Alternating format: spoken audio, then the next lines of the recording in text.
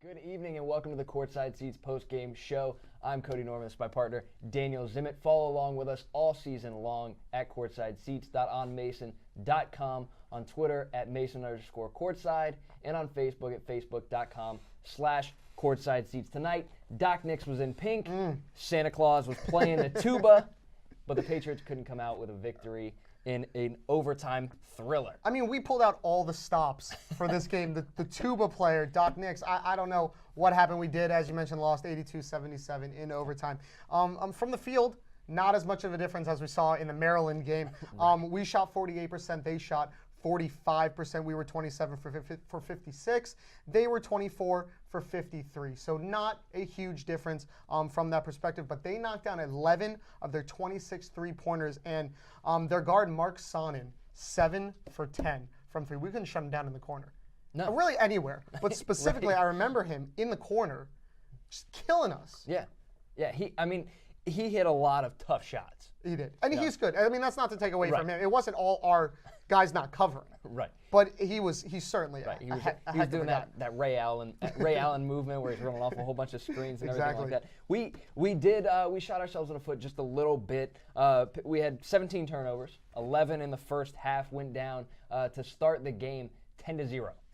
10-0 run to start the game. Yeah. But Corey Edwards got the start tonight over Brian Allen. Second consecutive game of Corey getting the start. 8 points, 3 assists with 3 turnovers. With Brian Allen, 13 points, 3 assists, and 5 turnovers.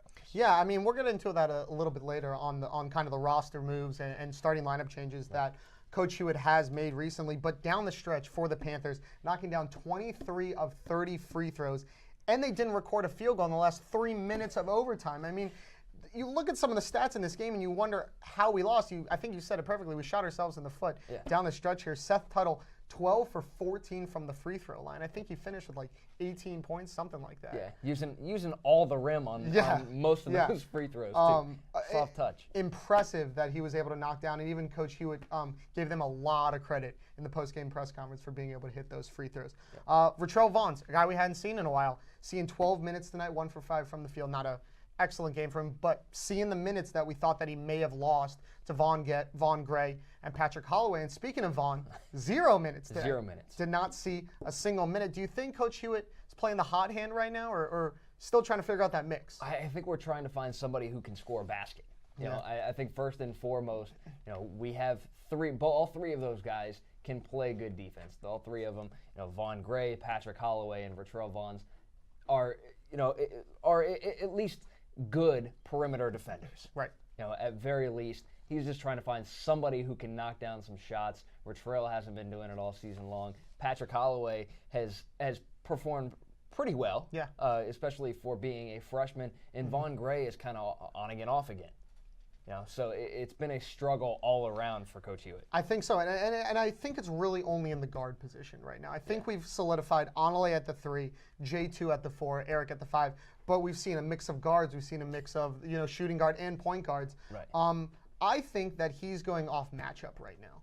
I think he's strictly going off matchup, and not so much hot hand, but I think it's a little bit of both, like you said, but not so much hot hand and more of who's been matching up against the opposing players in recent games.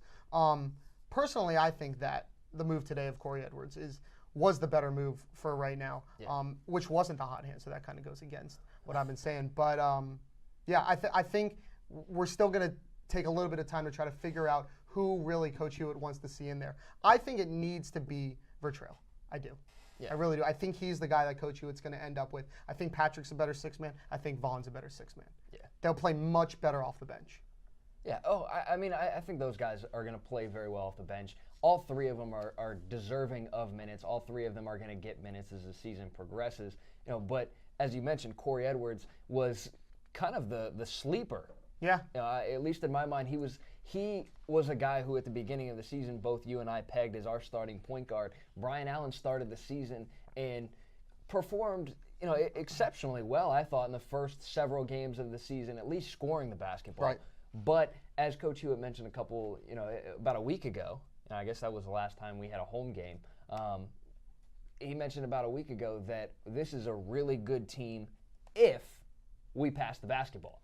and first and foremost, Corey Edwards is a passer. Right, exactly. I mean, and you'd think that we would be seeing a lot more assists by the way we run and the motion that we've been doing, but you really have not seen the assist numbers that we'd like to see. I mean, you looked at their big men and how we matched up, and all their big men were in double digits for assists, and none of our big men were in double digits for assists. Yeah. And I think that's one of your keys is you certainly got to get to pass the ball and win the transition game and things like that. But yeah, it's certainly in the assist game is something that's definitely hurting us right now. And I think a lot of our guys are not necessarily thinking shoot first, but the players around them are thinking that they're thinking shoot first. Right. So when Sherrod gets the ball, they think he's going to throw it up. You know, when Brian gets the ball, he generally does throw it up, but they think he's going to throw it up. But in our losses this season, we were only averaging 4.5 points per loss. Have we beaten ourselves in those games? You know, I think in some of those games we have, and let's not take anything away from teams like New Mexico and Bucknell and Maryland and and now Northern Iowa. All four of those teams are very quality opponents, but I really do think that we have beaten ourselves at least to some extent in each of those games. You know, against New Mexico, you know, we had a really bad 4, 5, 6 seconds, something like that at the end of the game. That's what cost us. Against Bucknell, you know, we're outscored 17-5 at the free throw line. Right. That beat us. Tonight, I think we had several bad possessions. You look back at the last possession of the second half, and didn't get a shot off. You know, 10 seconds left on the clock, and we didn't get a shot off to even give ourselves a shot at winning the basketball game. Yeah, I think you're absolutely right. I can remember a distinct moment in each of our losses this year, which I think set the game apart. Today, it was the final 10 seconds. We didn't get a shot off. New Mexico, final 10 seconds, turn the ball over. I can just think of a distinct moment where we shot ourselves in the foot and we lost those games. I don't think that necessarily is a bad thing, though. That means we're fighting to the end. Yeah. And we have shots in all 10 of our games this year. Win or lose, we've had the potential to be 10-0 right now if we didn't kill ourselves down the stretch. You can look at the Maryland game, though. We shot 71 times, only made about 40 of them, though. I understand that. Right. But I think you're right. Down the stretch, we've really picked out one moment where we've hurt ourselves. Well, I think that 4.5 point average that we're losing by, too, I think that's deceivingly high. Yeah. You know, with the close games that we played, you think, you know, Maryland knocked down some free throws at the end to make that to extend that lead. Right. Bucknell and tonight's game, all the same. Yeah, that's true. That was a close game, and much closer than a 4.5 point spread. Yeah, no, you are absolutely right. All right, Cody and I are going to take a break right here, but when we come back, we're going to recap our keys to success. Stick around. I'm Renee Sutton, and you're watching Courtside Seats. Go Mason! Welcome back to the Courtside Seats post-game show. Cody Norman, Daniel Zimmett here with you live, breaking down this game with our keys to success. What do you got? All right, my first key to success, as usual, got to limit those turnovers. Unfortunately, we've been doing a good job of it so far this year, but unfortunately tonight we really did not limit them. 17 turnovers for your Patriots, 5 from Brian Allen. I think that's no surprise that he was the highest. He got a little sloppy with the ball near the end. Doesn't take anything away from his game, but 17 turnovers on the night. Got to keep that number under 11. Coach Hewitt and I agree on that. C- for the grade, Cody, if you're keeping track on turnovers. Number 2, take and make the 3. 6 for 14, 43%, not bad at all. Patrick Holloway, though, only 1 for 3. I want to see him take more of those shots. He is our three-point shooter. I got to see him taking more of those threes. A C for three-point shooting today and win the rebound battle. 34-27, we won the battle today. 8 for 6 on offensive boards, so we won both rebound battles. And we played the whole last 11 minutes without Eric Copes, which was impressive in itself. And only 2 players didn't record a rebound that saw minutes for the Patriots. So a great rebounding day against them. A- for rebounds overall, Cody. I'm going with a B. A B? For my keys. A B? A B. You got a C-, a C, and no, an A- down on that paper. I'm just saying. The A weighs it out. The A weighs it out. Like the A is worth so much more than the C's. I'm never giving us a C. I'm writing B really big. I'm circling it. B. Okay, so in respect to finals week coming up, Dan's got us at about a 2.0. Your teacher just gave you a curve with a B. Let's take a look at and you passed. You passed. So you're welcome. Let's take a look at my keys to success. First one, as usual, spread the ball, spread the scoring. 2 players tonight in double figures, Sherrod Wright with 20 points and Brian Allen with 13 points. Everyone who played scored, which was very impressive, and all but 2 players with 5 or more points on the night. So excellent job, I think, passing the ball, getting the ball around.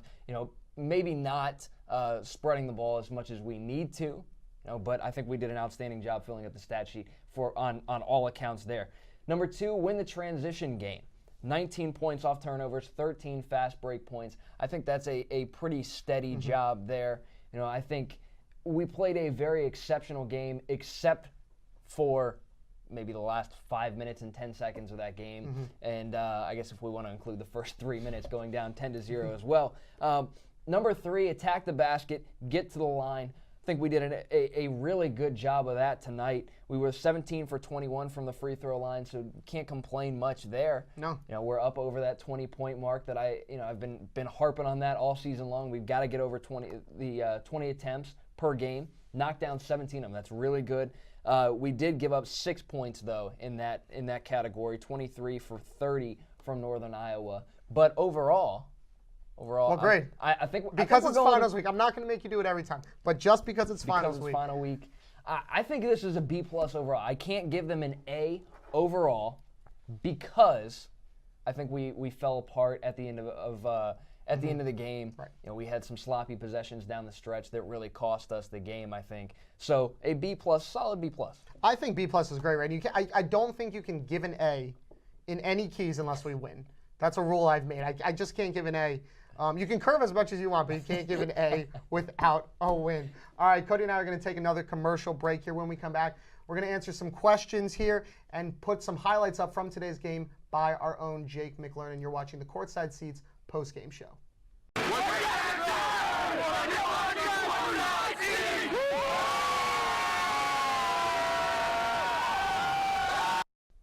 Welcome back to the Courtside Seats post-game show. Cody Norman, I'm Daniel Zimmett.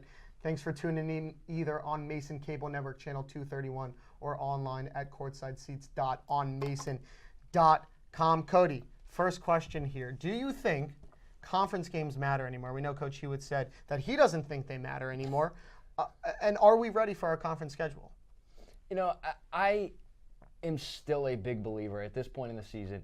Nothing against the Colonial Athletic Association, but we have to win the conference tournament. So at this point, no game matters. As long as we hit our stride heading into the conference tournament, I think that's where it matters for us. Maybe these games might, bump us from an 11 seed to a 10 seed or a 9 seed or whatever the case may be there. But as long as we win the conference tournament, that's the only way that we are getting into the NCAA tournament. As far as being ready for the conference schedule, I really, we talked to Mr. Tom O'Connor, athletic director, earlier today, and he mentioned that he thinks that we're in good shape, as far as our RPI and as far as, our strength of schedule here early in the season. But other teams in our conference really have not been playing well. Drexel and Delaware, those 2 teams were picked to finish ahead of us this year.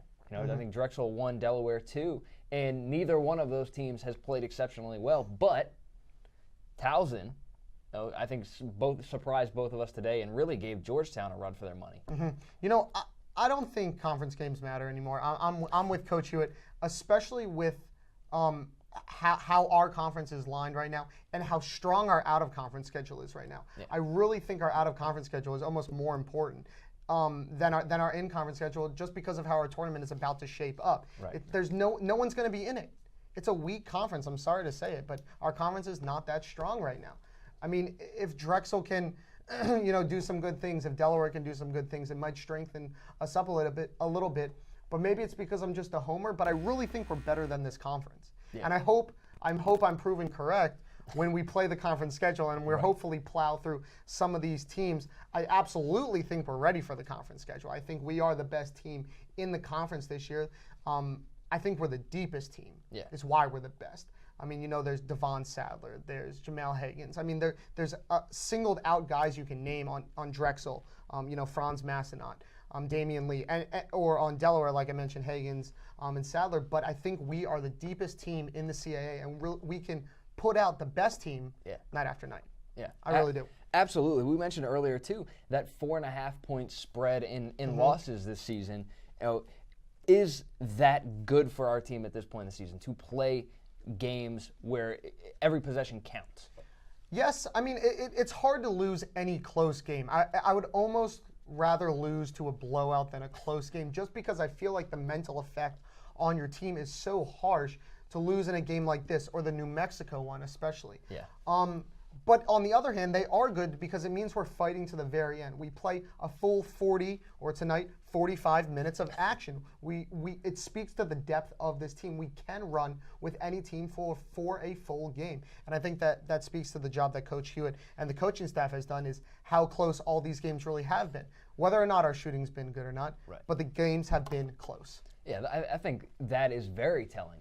How poorly, really, we've shot the basketball here early in this season, and we've still been in every single game. Right. And we're not playing slouch teams. We're playing Maryland. We're playing UVA. We're playing, even Northern Iowa tonight is a very quality opponent. So, to me, it's great. It's an outstanding thing that we are getting, 4 games in the books.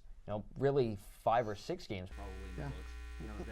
That are very, very close games. And every possession counts. And I think we learn a lot from those close games. Right. I think we learn how we're supposed to play down the stretch. I think we learn, how important ball security is down the stretch, how important it is to run a play, know how much time on the clock is. We do still, as we mentioned every week, have a relatively young team, or a new team, you could say, of guys that aren't really used to playing with each other. Right. And I think these close losses will show you that we're not used to running these schemes together as time expires. Right. I mean, we've had guys like Marko Gijanic who's playing a lot of minutes, right. Patrick Holloway playing a lot of minutes, and it's just been really shuffling guys in and out of there, trying to find somebody who's hot, trying to find some combination of guys who can perform well together. Yeah. And I think that's been a really big struggle. At this point, with Corey Edwards being subbed in tonight for Brian Allen over the last 2 nights, right. Subbed in for Brian Allen in that starting lineup. What's your ideal lineup in 6-man moving forward? I mean, my ideal lineup really is tonight's lineup. I like Corey in the starting lineup. Like we mentioned, 3-4-5 is set. That's got to be Onale, Johnny Williams, Eric Copes. Sherrod has to be in there. Right. I think your starting two at least is really set. Right. I like Corey in there because I like his ability to pass. I really want a passing point guard, especially in there to start. The toughest decision for me was the 6th man. I got to go with Vertrail because I think defense wins you games. And I think if you're going to pick out of Patrick, Vaughn, and Vertrail, I think Vertrail is going to give you the best shot on defense. He can run the 1 if you need it to. He can run the 2 if you need him to. I think Vertrail is my 6th man. So I'm going with the starters tonight. I think Vertrail may have actually been the 6th man tonight. Yeah, he was the first one off the bench. So tonight, what you saw is my ideal lineup. You're not going to get any arguments. Realistically, you're not going to get any arguments with those 5 guys. Here, this is my number 1 lineup right here. My ideal lineup: Onale, Onale, Onale, Onale, and Onale. If we can get 5 guys that play as hard as Onale Okoloji. Hype man. If we can get 5 guys that play as hard as Onale Okoloji does, night in and night out, somebody who's emotional, somebody who can, get up for every single game, every single possession, I think that's what this team needs. But realistically, Corey Edwards, Sherrod Wright, Onale, J2, Eric. My 6th man, though, I would bring Patrick Holloway off the bench first. He's a guy who scores in bunches. I really like the offensive defense sub that they were doing tonight with Patrick and Onale. I thought that was outstanding. Yeah, I absolutely agree with you. We're going to take we're not going to take a quick commercial break. Almost ended the commercial. We're actually going to check out some highlights now made by our own Jake McLernan after a tough overtime loss to Northern Iowa. We will be right back. Make sure you stick around.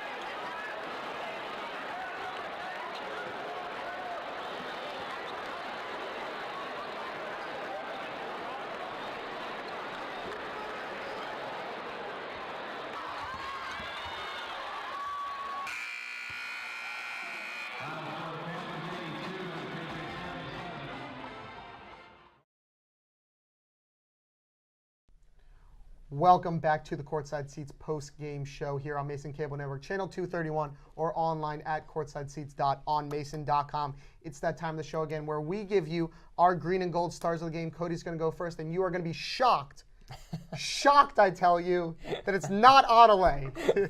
Shocked. You know, if I could give Adelaide the star of the game every single game, I would. But then it wouldn't be a star. I have to save Adelaide for those truly great performances. As you can see right here, Corey Edwards is my green and gold star of the game tonight. He scored the first 5 points of the ball game for Mason after we went down 10-0. You know, somebody who you and I talked about at the beginning of our pregame show. Yeah. That's somebody who's not going to shoot the basketball very much, and Corey Edwards comes out firing. He scores the first 5 points of the ball game for us. He was 3 for 4 from the field overall, 8 points in his second start of the season, 23 minutes. You know, I think he should have been in the game later. Yeah. I really think he should have been the guy that was bringing the ball up and, you know, distributing later on in the game. But still got to hand it to him. 23 minutes, 8 points. Did a very, very good job, I think, of handling this offense as shown by our 47% shooting. Yeah, I would agree with you there. I think he should have been in at the end of the game. I think his decision-making would have been better down the stretch. I'm going with not Anale either, but I am taking kind of the easy way out. But it's for a good purpose. Sherrod Wright, my player of the game, or green and gold star. 7 for 10 from the field. 20 points, led the team with 38 minutes. He really is showing that he is the backbone of this team. He is the guy that you can guarantee will be there 4 points day in and day out. He's going to play the most minutes as he should. I think he's really the best player on this team. And Cody told me, you know, you're looking at the way Sherrod plays, the game looks too easy for him. He kind of will drive in, sometimes do a layup, and like look around as to say, where are you guys? You know, why aren't you guarding me? Right. It's funny, and obviously it's not true that the game's too easy for him, but it kind of looks that way at times. So Sherrod Wright, my green and gold star of the game. Cody, you think we reached our potential? You know, Dick Patrick wrote a quick or a blog post on GoMason.com the other day about Sherrod Wright becoming a leader, and I thought that was outstanding. Yeah, you are right. Absolutely correct. But have we finally reached our full potential? I'm not sure. I'm not sure. I think we're going to continue to make progress. You know, I asked Coach Hewitt today about that full court press that really, really looks sharp at certain points throughout the game tonight. You know, he said it's only going to get better. Yeah. You know, this is the first time that we've really run that full court press for any extended period of time, and it looked really good. We got a lot of easy buckets out of it. You know, early in the game to really get us back into it. Right. In the first half, caused a lot of turnovers. So very good job on that part. Plus, I think adding Corey Edwards to that starting lineup, as we've been talking about all show, it adds a different dynamic to our offense. It puts somebody in there that's more willing to distribute the ball to guys like Sherrod Wright, to Anale, to, you know, feeding guys in the post like Eric and Johnny. I think when Eric gets space to work, and Johnny the same way, when those two guys get space, they're incredible. Yeah, I agree with you. I mean, you said it tonight. When Eric shows his baby hook, nothing is prettier. Yeah. If he can get that to land, and we've been hoping it's going to come sooner or later, and maybe we saw a little bit of it tonight, and it'll be for real. But if he can get that baby hook to go, it's going to be a pretty thing for the rest of the season. I don't think we've reached our potential, and I don't think we really can until Coach Hewitt finds his 5 starters. Yeah. I truly believe in a team that can put the same 5 guys out there day in and day out is going to be the team that's going to find its top potential. They may not come until we play Northeastern, our conference opener. But I think that is when you're going to see us reach where Coach Hewitt wants us to be, is when he can find 5 guys, and you can even throw a 6-man in there. Yeah. Once he finds his guy off the bench, because, you know, look at our sophomore year, and I don't think I saw it as much last year, but look at our sophomore year, Vertrell, an integral part of that team, not a starter, but almost just as important. Well, Sherrod Wright last year. Yeah, exactly. That's a good point. Sherrod Wright coming off the bench, last year. So you can even throw a 6-man in there. Yeah. But once he can find those 6 guys that he wants to go with, that's when we're going to reach our peak.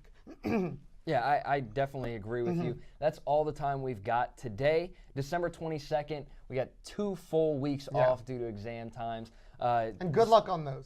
I give big curves. Yeah. December 22nd at the Richmond Coliseum, taking on Richmond in one of our last 2 non-conference games of the season. And our next broadcast, January 3rd versus Northeastern, as you mentioned, our conference opener. Thank you guys for listening.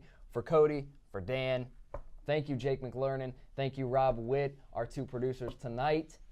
Happy holidays, everybody. Happy holidays, Mason!